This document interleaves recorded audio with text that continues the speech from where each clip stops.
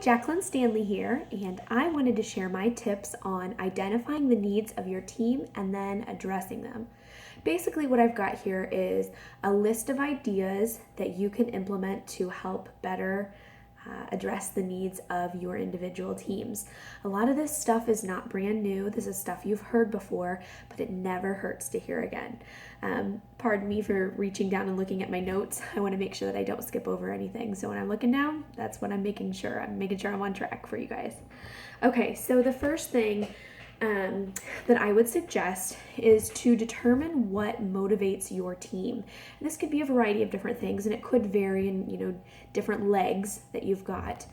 Some people are going to be motivated by contests with great prizes. Some people just want a contest because they want the recognition of winning.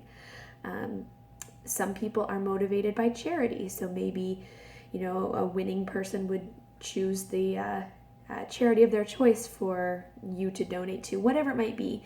Figure out what motivates your team.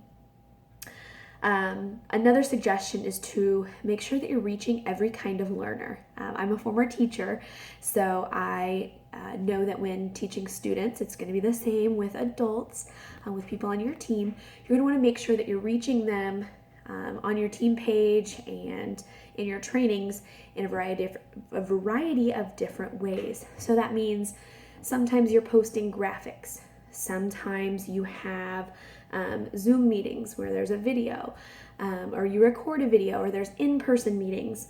Sometimes you have a post that is full of words for them to read through. You might have a Google Doc that is more methodical and listing out steps. Maybe book clubs. There's going to be a variety of different ways that you can reach the different types of learners that you have in each of your teams. Another suggestion would be to offer coaching calls specifically to your leaders, to your runners, level 1 specifically. But these coaching calls are going to be important. This is something where you're going to want to make sure that you're not doing all the talking.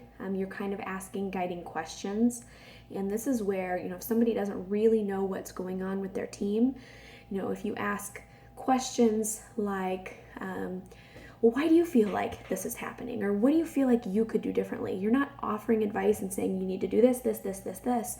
You're helping them come to the answer that they need on their own, which is very, very powerful. I think it's important to be included on your individual team pages from your downline, specifically your level 1s. It's good to keep an eye on the climate of the team. It's good to keep an eye on the culture, the involvement, how much people are posting, so you can kind of get an idea of some of the needs that way. I like having a separate page for my level 1s. I call it my Rockstar page, and you can set this up in any way that you want. Some people will do levels 1 through 3. Some people will set specifics on, once you hit silver, you're added to this page. Once you hit gold, you're added to this page, whatever it might be. But a way that you can communicate individually with those rock stars that you've got close to you on your team. And then also, I've found that it's nice to have a separate message thread with some of my leaders, just to communicate a little differently with them, maybe a little more openly, a little more honestly, giving maybe more details than I would on the team page, and maybe more frequently, because obviously these are people that are in it for the long haul. So consider doing those things. I've also found it's been nice whenever I've had my level 1s ask me to host a Zoom specifically for their team and tell me what their team needs or what they would like training on. And then you can tailor it to those individual teams instead of doing a large team Zoom. If you have it set, specifically for those teams, you can address their needs that way. And I've also done it where it wasn't necessarily a Zoom, but a recorded video. A team needed something specific, a leader asked for it, and so I recorded a video specific to their team. So those are some ideas. Here's something that has been big for me, and this may not be something that you're interested in doing because it involves tracking data. Fortunately for me, my husband does this for me. So if you have somebody that is computer savvy, really great with Excel, husband, friend, parent, sibling, whatever, take advantage of it. So here's a couple things that I would suggest. Basically, it's analyzing back office trends, okay? You might be able to see some things that your ambassadors are not seeing. Some things that I like to do. Take my individual leaders, level ones, their ID number, put it in at the top of the genealogy report in back office so that I can see what they see when they look at their genealogy report. And you can look for trends that way. So are you seeing that they're signing a lot of people, their team is signing a lot of people without welcome packs, or their team has a lot of people that signed up without an auto qualification set? These are some things that you can look for, and it's nice when you just narrow it down to that individual team. What's nice to do for some of your top leaders, just to have an idea of their growth, is to keep a spreadsheet. And I keep this for myself, but we also like to keep it for some of my leaders, tracking their growth. So some things that you can have on there. Hold on, I'm going to pull mine up, I think. Maybe not.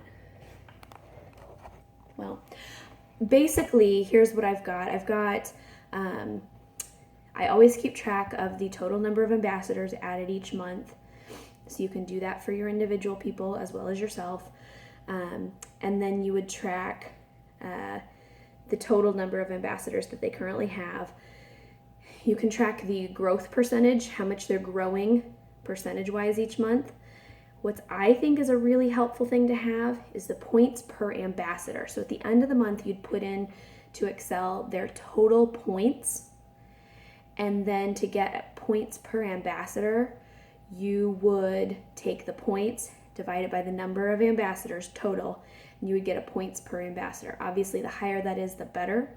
And that is something that can help kind of gauge and predict the future in terms of promotions or give them an idea of how many people they need to add to their team in order to grow. So that's all related to them specifically and their promotions. It's not related to the needs of their entire team as a whole, but it is kind of nice to have that data to be able to analyze and give them a heads up, or even teach them how to do it for themselves. Give them a heads up on when they should maybe push for a promotion, or maybe when they need to be looking, a couple months ahead, really push adding new ambassadors, whatever it might be, can kind of help guide them to what they need to be doing to ensure their success in the coming months. Those are my tips. Really, the most important thing is going to keep your ears open, to listen to your teams, to talk to them, to hear them out, to be open and available for them to come to you and let you know what they need. I hope this was helpful, you guys. And this was set up for the Jewels. This was their poll question. So you guys are tremendous leaders. You probably have some other ideas that you could add, and I would love it if you guys would add some of those in the comments below if you have some good ideas on how to identify the needs of your teams and address it. So thank you guys. Take care.